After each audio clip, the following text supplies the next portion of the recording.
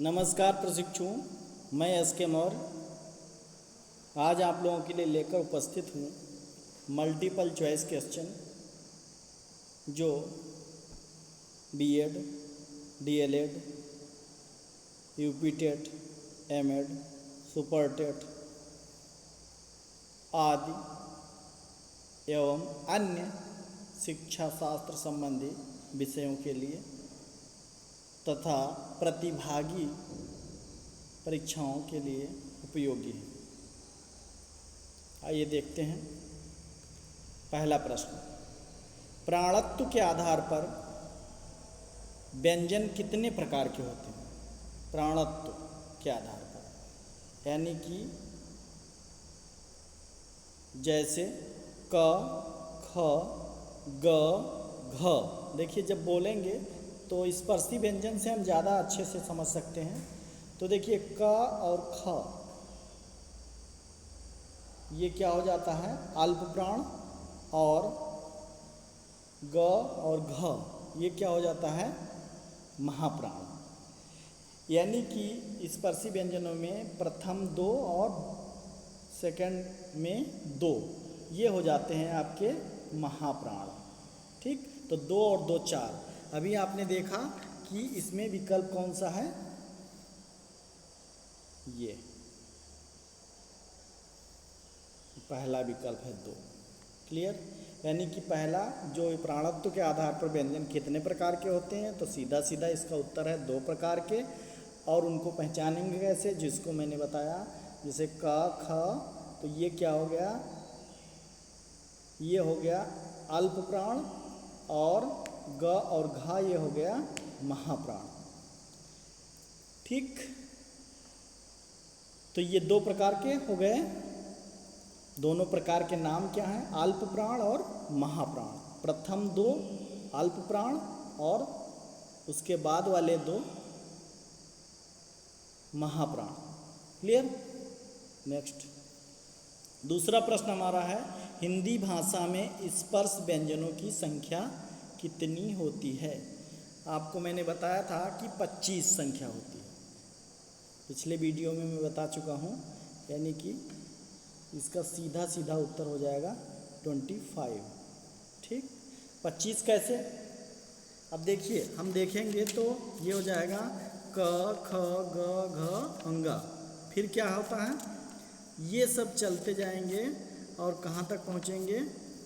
जितने वर्गीय व्यंजन हैं उन्हीं को हम स्पर्श व्यंजन कहते हैं। तो 5 गुणे 5 हो जाता है 25। जैसे क, ख, ग, घ, अंगा, च, छ, ज, झ, य, ट, ठ, ड, ढ, ण, त, थ, द, ध, न, प, फ, ब, भ, म। ये हो गया। देखिए 5 गुणे 5 बराबर 25। ठीक है, इसमें वर्गीय व्यंजन में भी सब वर्ग है। का वर्ग, चा वर्ग, टा वर्ग, ता वर्ग, पा वर्ग। सब आप विशेषज्ञ हैं, आप जानते हैं। नेक्स्ट प्रश्न हमारा आएगा, का वर्ग का उच्चारण स्थान है। अब देखिए का वर्ग का उच्चारण स्थान क्या होता है? सीधा सीधा उत्तर है, ये सब याद हो गया होगा आपको, कंठ। ठीक, कंठ यानी क, ख, ग, घ, अंगा ये कंठ है। स्पर्शीय व्यंजन में, वर्गीय व्यंजन में ही ये है और इसी को कंठ से उच्चारण स्थान इसका होता है। क्लियर? नेक्स्ट, ढ़, ड़ ये व्यंजन कौन सा है? आप देखेंगे लुंठित है कि ऊष्म है, संयुक्त है कि उच्छिप्त है। यानी कि ये व्यंजन आपका हो गया उच्छिप्त, उत्क्षिप्त, यानी चौथा विकल्प इसका सही है। ठीक, ये है उत्क्षिप्त। ये नव विकसित व्यंजन है। जैसे इसका प्रयोग हम कहाँ करते हैं? पढ़ाई,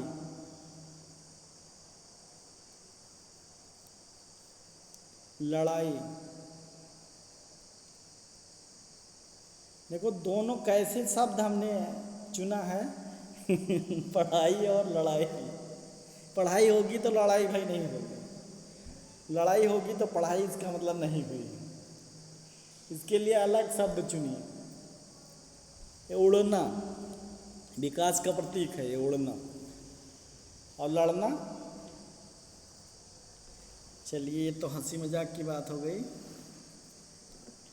नेक्स्ट हम देखते हैं, वीडियो लंबा नहीं करेंगे इसीलिए शार्ट में बोल रहे हैं। सबको हम विश्लेषित नहीं कर रहे हैं, सबकी विवेचना नहीं कर रहे हैं, विश्लेषण संश्लेषण नहीं कर रहे हैं, केवल हम प्रश्न के उत्तर बता रहे हैं।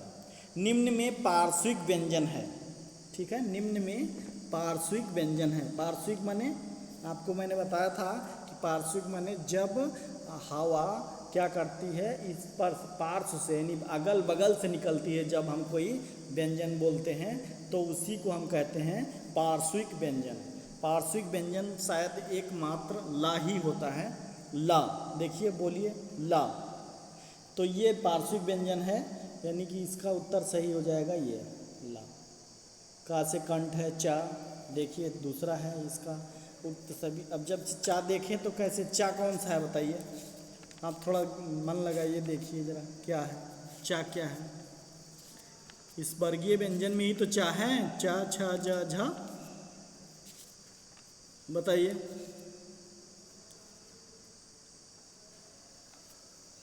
चा जो होगा वो किस में आएगा, इसका उच्चारण स्थान क्या होगा,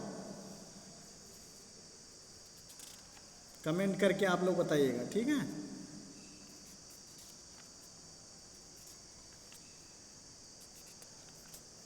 चलिए नेक्स्ट का तो कंठ से बोल ही दिया था मैंने पिछले उसमें प्रश्न में। ह्रस्व स्वर कौन नहीं है, देखिए नहीं पर बल दीजिएगा आप लोग, नहीं तो गलत कर जाएंगे। कौन नहीं है यानी ह्रस्व स्वर कौन नहीं है। आ ह्रस्व है, ई ह्रस्व है, ऊ ह्रस्व है, इसका मतलब ये हो गया दीर्घ, ठीक है। ह्रस्व, दीर्घ और प्लुत, ओम प्लुत है। तो ये देखिए मात्रा के आधार पर है, एक मात्रिक है ह्रस्व, द्विमात्रिक है ये आपका देखिए दीर्घ, और त्रिमात्रिक आपका हो जाता है ओम, ठीक। तो ये आपका देखिए अब यहाँ नहीं है, ठीक, यहाँ पे विकल्प सही होगा नहीं के आधार पर ये। क्लियर हो गया। तो सब जानते ही हैं, पांडे सर पढ़ाते रहते हैं, हिंदी का अच्छा ज्ञान हम लोग प्राप्त कर रहे हैं। क्लियर हो गया। अब देखिए अगला प्रश्न हम देखते हैं। अगला प्रश्न हमारा है स स सा हा, ये व्यंजन है, ये कौन से हैं। ऊष्म व्यंजन, संयुक्त व्यंजन, लुंठित व्यंजन, उच्छिप्त व्यंजन। उच्छिप्त तो आपने लड़ाई पढ़ाई देख ही लिया, ठीक है, पढ़ लड़। अब देखिए तो यहाँ पे लुंठित में ट्रिलिंग साउंड यानी रा है नहीं, संयुक्त में है छ स्रा, ये सब नहीं है। इसका मतलब है क्या हो गया, ऊष्म व्यंजन, ये ऊष्म हो गया।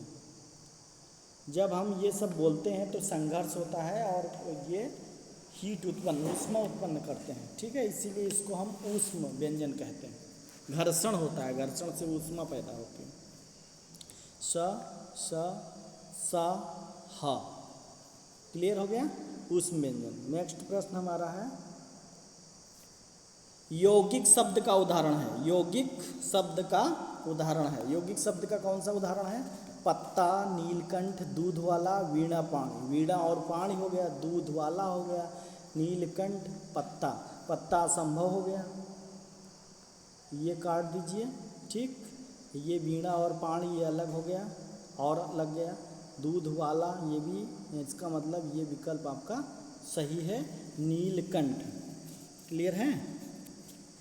देखिए मिश्रित यानी यौगिक, योगी, योग और रूढ़ और योगारूढ़।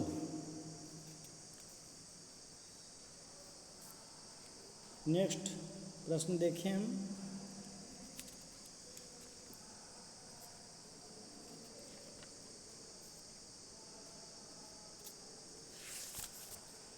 सॉरी जल्दी बढ़ रहे हैं, हाँ हो गया। निम्न में अल्प प्राण व्यंजन नहीं है। अल्प प्राण माने हमने बताया था अल्प प्राण कौन कौन से होते हैं, यानी 1 और 3 और 5 स्पर्शीय व्यंजन जैसे देखेंगे क ख ग घ अंगा, इसी तरीके से पांचों लाइन देखिए आप तो देखेंगे क और ग और अंगा ये क्या हो गए अल्प प्राण व्यंजन, ठीक है। और महाप्राण व्यंजन कौन कौन से हैं, ख और यानी कि दूसरा और चौथा क्या हो जाएगा महाप्राण। अब देखिए ये प्रश्न पहले हम पढ़ भी चुके हैं, तो देखिए अब इसमें कहा गया है अल्प प्राण व्यंजन नहीं है, यानी महाप्राण व्यंजन इसमें ढूंढना है। अल्प प्राण में देखिए का आ गया, ठीक है, और बाकी ये सा आएगा नहीं, ये संघर्षी है, ठीक है, ऊष्म कहिए, और ये हो गया आपका खा। अब ये खा बचा है और ये खा ही क्या है आपका महाप्राण है, यानी अल्प प्राण नहीं है तो कौन सा प्राण हो गया महाप्राण। नेक्स्ट, क्लियर है, ये प्रश्न आपका सही हो गया ऑप्शन ए।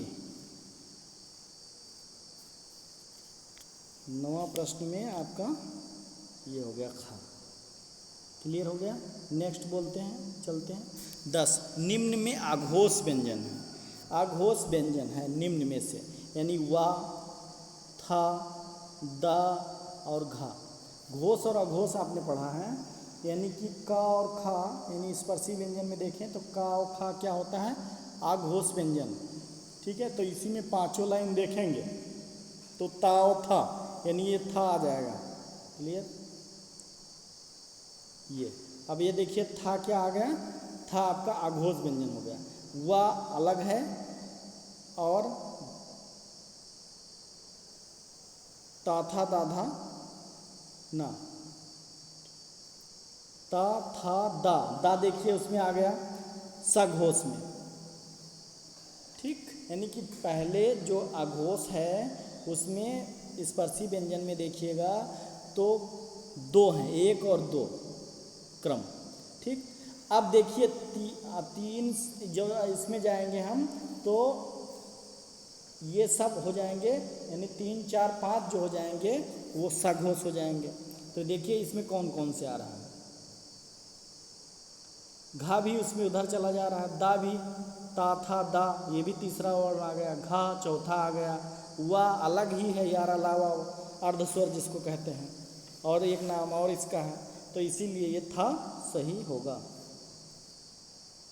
जिन स्वरों के उच्चारण में एक मात्रा का समय लगता है उन्हें क्या कहते हैं या उन्हें कहते हैं। हमने अभी मात्रिक बताया, एक मात्रिक, द्विमात्रिक, त्रिमात्रिक। एक मात्रिक हो गया ह्रस्व, द्विमात्रिक हो गया दीर्घ, और त्रिमात्रिक हो गया क्या हो गया ओम यानी प्लुत। अब देखिए यहाँ पे जिन स्वरों के उच्चारण में एक मात्रा का समय, तो एक मात्रा का समय जो लगेगा तो क्या हो जाएगा ह्रस्व, सॉरी ये ह्रस्व हो जाएगा। चलिए अगला प्रश्न देखते हैं। या रा लावा है, या रा लावा क्या है, ये अंतस्थ व्यंजन, ये अंदर से निकलता है। या रा ला वा ये व्यंजन है अंतस्थ व्यंजन, यानी अंदर से निकलने वाला, ठीक। ये ठीक, ये सही हो गया अंतस्थ। ये सब पहले हम डिटेल पढ़ चुके हैं इसीलिए नहीं बता रहे हैं, ज़्यादा ध्यान देकर। अब देखिए भाषा की सबसे छोटी इकाई क्या है। भाषा की सबसे छोटी इकाई क्या है, ये आपका वर्ण है, ठीक। भाषा की सबसे छोटी इकाई वर्ण है। लेकिन जानते हो जब मातृभाषा या क्षेत्रीय भाषा हम सीखते हैं तो हम वर्ण न सीख करके सीधे वाक्य सीखते हैं। तो यदि हम मातृभाषा के संदर्भ में यदि कभी विशिष्ट प्रश्न आ जाते हैं तो वहाँ पे ध्वनि भाषा की इकाई हो जाती है वाक्य। उसके बाद हम उसका व्याकरण पढ़ते हैं, धीरे धीरे करके जब नाम लिखवाते हैं फिर धीरे धीरे करके हम उनके व्याकरण को यानी कि हम पूर्ण से अंश की ओर जाते हैं। और यहाँ पे यदि अंग्रेजी भाषा या विदेशी भाषा कोई हम सीखेंगे, दूसरे की भाषा सीखेंगे, तो वहाँ वर्ण से स्टार्ट करते हैं। देखिए हम लोग क्या सीखते हैं, ABCD सीखते हैं ना, तो वर्ण हो गया भाषा की सबसे छोटी इकाई। तो जैसा प्रश्न आएगा वैसे ही आप लोग उत्तर लिखिएगा। धन्यवाद, आशा है कि इन प्रश्नों से आपको मदद मिलेगी। Thanks for watching. आप इतना प्यार देते हैं सभी, मुझे बहुत अच्छा लगता है, प्रोत्साहन करते हैं। धन्यवाद आपका, कोटि सह धन्यवाद, हृदय से धन्यवाद।